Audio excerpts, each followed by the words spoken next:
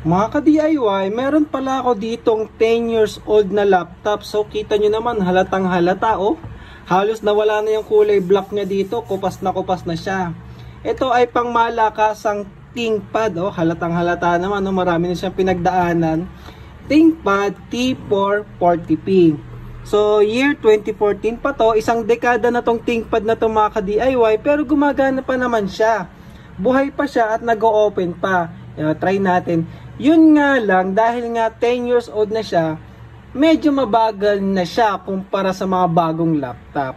Pero, kung wala kang budget para sa bagong laptop at may ganito kang laptop na mabibili sa Facebook mga ka-DIY, o kaya naman meron kang dati na luma, so ang gagawin natin, i-upgrade natin yan para magamit na parang bagong-bago mga ka-DIY.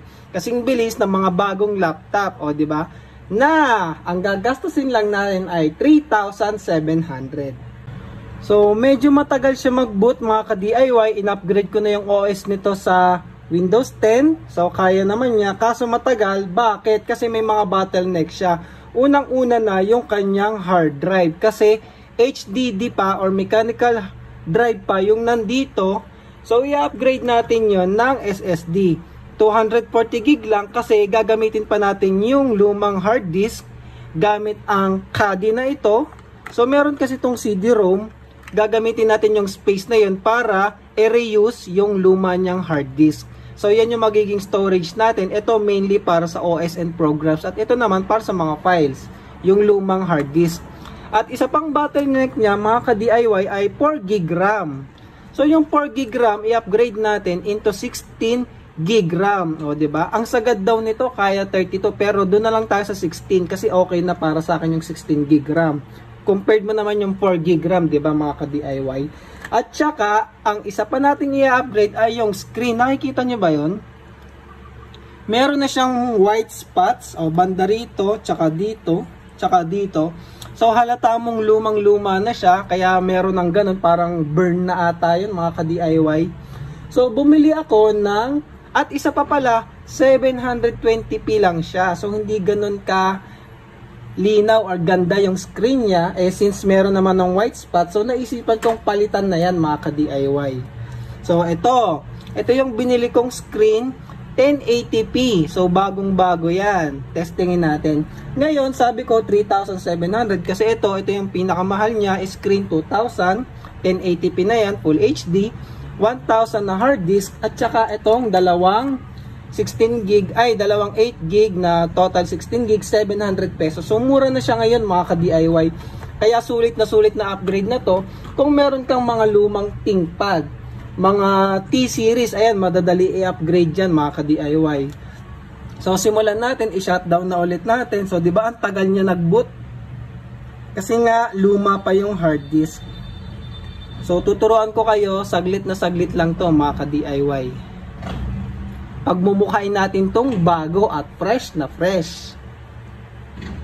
Hintayin lang natin. Ayun, patay na siya. Yung battery pala nito, pwede rin nating palitan. Ito. Pero napalitan na rin kasi ito, kita nyo iba yung kulay niya. Pag bibili ka ng bago nito or battery replacement, syempre yun yung mga class A na lang yun. Nasa 1,000 pesos. Pero itong battery niya kasi medyo gumagana pa naman eh. Umaabot pa ng 1 oras mahigit. So okay na yon para sa akin, para sa laptop na to. Kasi lagi ko rin naman siyang isasaksak. So tatanggalin nyo lang yung dalawang screw dito mga ka-DIY. And then slide. So ayun, bukas na siya. Ganun lang siya kadali buksan. So unahin na natin yung RAM. Ito yung RAM slot niya. So dalawa. So tanggalin ko na tong 4 gig. At ilagay natin yung dalawang 8 gig. Kahit wala ka masyadong alam sa laptop, madaling-madali lang to.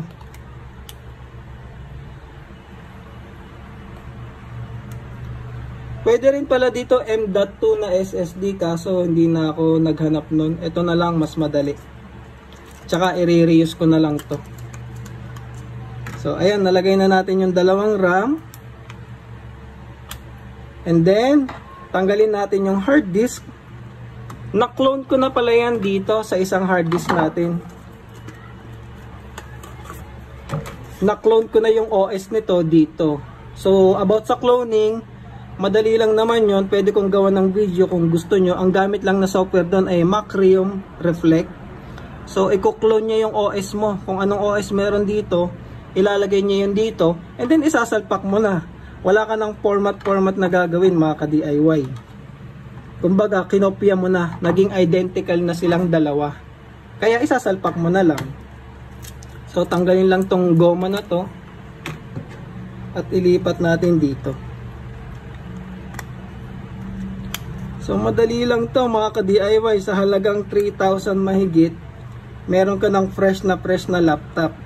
Yung ThinkPad kasi pang malakasan talaga yan, pang matagalan, pang balahura. So kung yung anak nyo ay balahura sa laptop, ito ang ibigay nyo. 'Di ba? Pang matagalan. Marami kasi ngayon mura na brand new. Kaso ito pala Core i5. Yung iba mga hindi Core i, N series pa. Brand new nga, N series naman yung mga CPU. Tapos nilinis ko na rin pala to, yung cooling fan. Buga-bugahan nyo lang. Tapos ayun, para lang fresh, makalusot yung hangin. Binugahan ko na yan. Medyo pinunas-punasan ko na to, mga ka-DIY. Tapos sunod, yung tinanggal natin na hard disk, ilalagay natin yan dito sa caddy. So ito mura lang to, 50 pesos. Merong ibang mamahalin kaso hindi ko alam kung ano bang difference Try na lang natin to. Mura lang naman. Pag na-read naman yung hard disk, okay na yun. Ayan ilulusot nyo lang yan. Ayan, nakasalpak na siya. And then, screw natin. Sayang din kasi to 500 gig din. So, i-reuse na lang natin siya. Meron namang space para dun sa CD-ROM. Hindi naman natin kailangan yun. So, ayan, nakabit na natin siya sa caddy. Kailangan pala tanggalin natin to kasi hindi siya compatible. Iba kasi yung takip nito may paslant. So madali naman siya tanggalin. Tapos para matanggal siya dito, iluwagan nyo lang tong tornilyo na to, mga ka-DIY. Isang tornilyo lang yan, tapos pwede na i-slide. May C-clip pala yun, di pala matatanggal. Ayan, mahuhugot na to. Tapos ipapalit na natin to. Kaso yun nga, tanggalin natin tong takip na to. Ayan. Siya nating ilalagay dito. Ayan. Kasi paslant Ito kasi straight lang. So dito yung sa may paslant. Ito pala, tanggalin natin to kasi para mailak natin siya. Kailangan tong bracket na to. Kasi dito yung tornilyuhan So ayan, nakakabit na yung bracket. Kaso ito, may naputol kasi ata ako. Naputol ko kasi isa, hindi na siya masyado naglalak. Baka may tiban ko na lang siguro to, mga ka-DIY. Kasi natatanggal, hindi siya mahigpit. Hindi siya swak na swak I-glue na lang natin yan.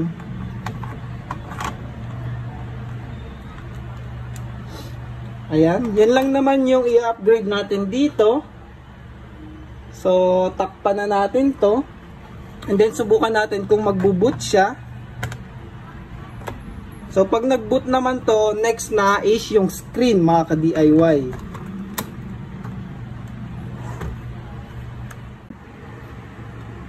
So, ayan mga ka-DIY. First time natin i-try. After natin sinalpak yung ating mga upgrade. Try natin kung bubukas siya. Ayun, nag-open naman, good sign.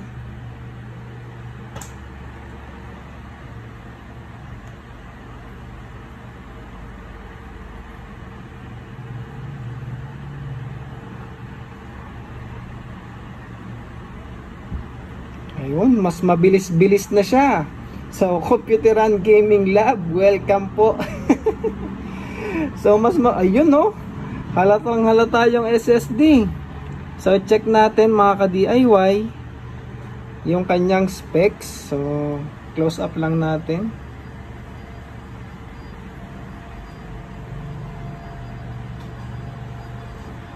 Ayan. So, ayan, nakikita nyo yung CPU niya, Core i5 2014, 2-core, 4 threads. Tapos yung memory natin, 16 GB RAM na siya.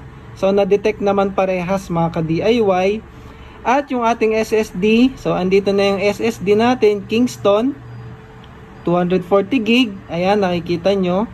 And then ito yung isa nating hard disk na nilagay sa caddy. Pero ipo-format pa natin yan kasi nandyan pa yung lumang OS. At ayun, ito nga pala meron ding GPU, Nvidia GeForce GT 730. So pwede rin ito pang gaming. Pero low setting lang mga ka-DIY. Pero bago ka mag-gaming, syempre, palitan natin ng 1080p na screen mga ka-DIY. So, shutdown muna natin. Ayan, kita nyo pala, gumagana pa naman yung battery. So, meron pa akong 2 hours. So, okay pa. Okay pa yung battery nito. Pero kung yung sa inyo, wala na, palitan nyo na rin.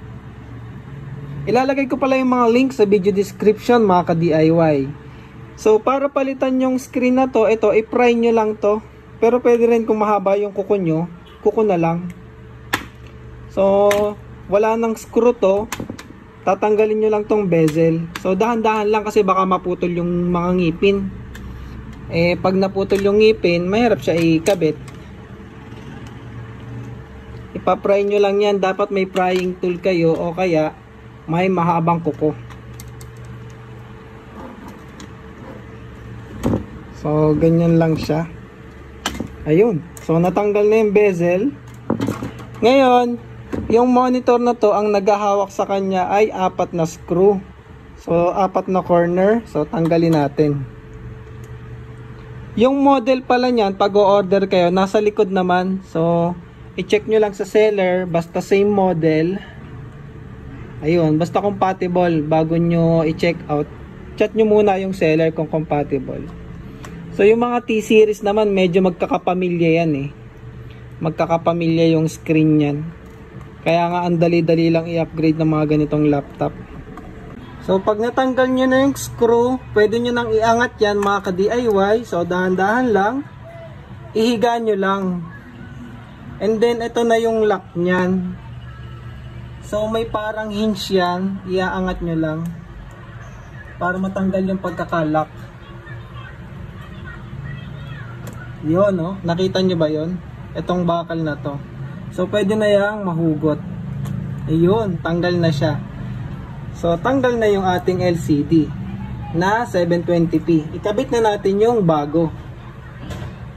Para naman swak na swak yung inyong gaming experience.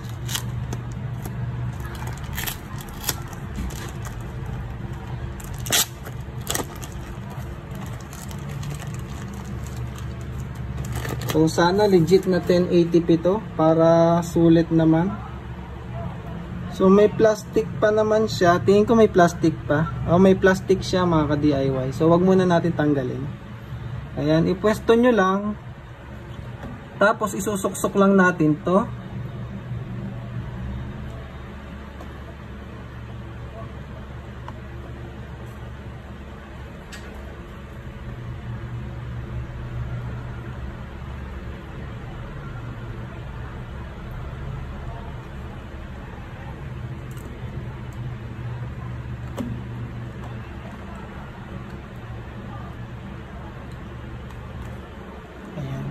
Maganda to kasi may parang lock siya. Yung iba kasi naka-tape lang.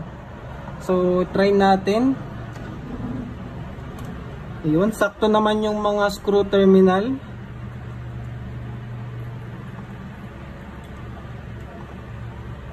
So, screw muna natin yung tornilyo. Tapos try natin i-boot. Kung walang tama yung ating LCD. Sana walang tama para wala tayong i-return kay Shopee.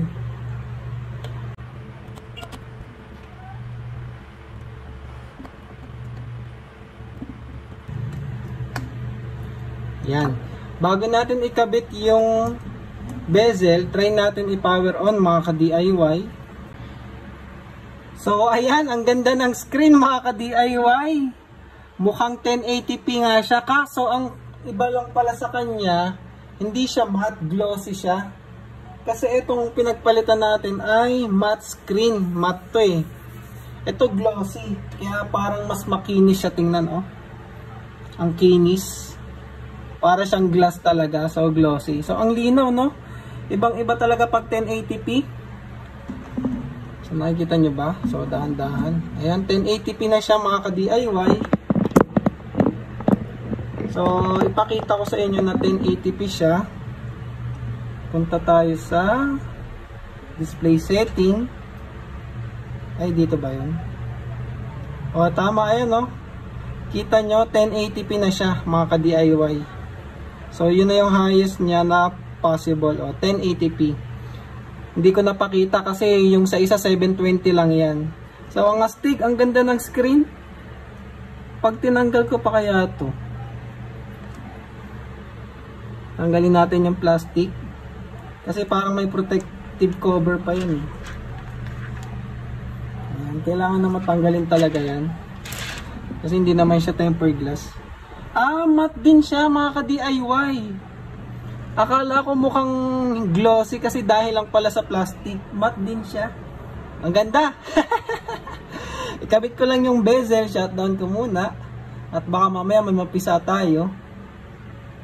So ayan no, nakabit ko na yung bezel tapos nagtry ako mag speed test. Yun nga lang pala 2.4 GHz lang yung wifi niya. Pero pwede naman kayong bumili ng dongle para magkaroon siya ng 5 GHz which is nasa 500 pesos yung dongle na yun mga ka-DIY. Yung TP-Link na USB. So meron ka ng 5 GHz pag kinabit mo yun. Pero ito okay naman ako sa ganyang speed.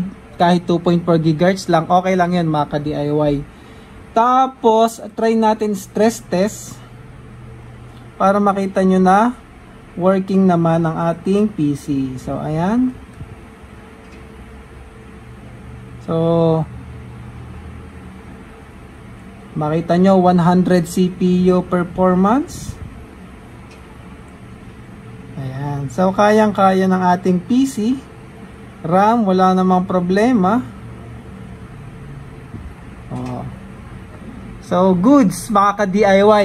Ngayon, may huli pa tayong upgrade na gagawin pag mumukhay natin tong bago mga ka-DIY. So, meron tayong ikakabit para magmukha siyang brand new.